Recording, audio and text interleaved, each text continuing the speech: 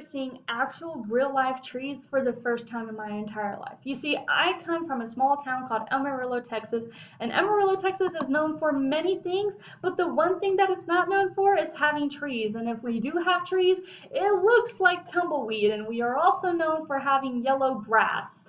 And I am very sad to tell you that that is true. You see, when my mom told me when I was 14 that this year's summer vacation was Yellowstone National Park, I really didn't even know what was going on. I had no idea what to expect. So we're driving down to our cabin that day and we're getting closer and I look out the car window and I see big, tall green trees and I am just in shock and awe. I didn't even know these existed in the world that I was existing in. So everyone gets out of the car, and I'm sitting on a rock taking a deep breath. And I swear that day I was breathing premium air. And I look around me left to right, and I see birds chirping, flowers blooming, and a family of rabbits living in harmony.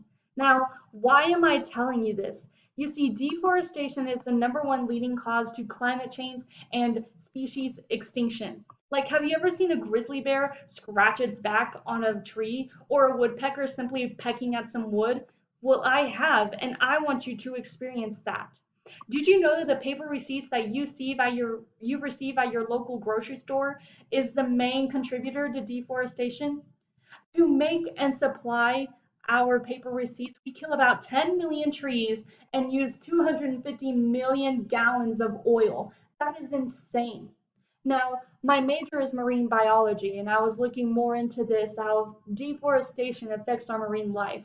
So let me tell you about my findings.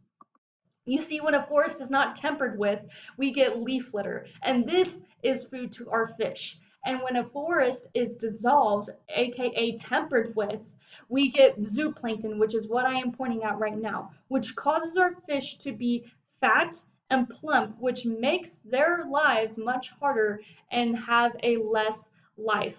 So basically, deforestation is less food to fish. Now, how can you help? Well, I am so glad that you asked. Let me give you some tips. So, when you're done with your notebooks or paper, because I know we are all in school, we are on that grind, we need to put it in the recycling bin. You can also use mechanical pencils over wooden pencils. Also, you can buy organic paper towels and organic toilet paper. You can also do petitions at change.org with deforestation. There's millions of them. You can also spread word to your families or friends. And if you can't really do any of those, you can really spread the word on social media pages. Thank you.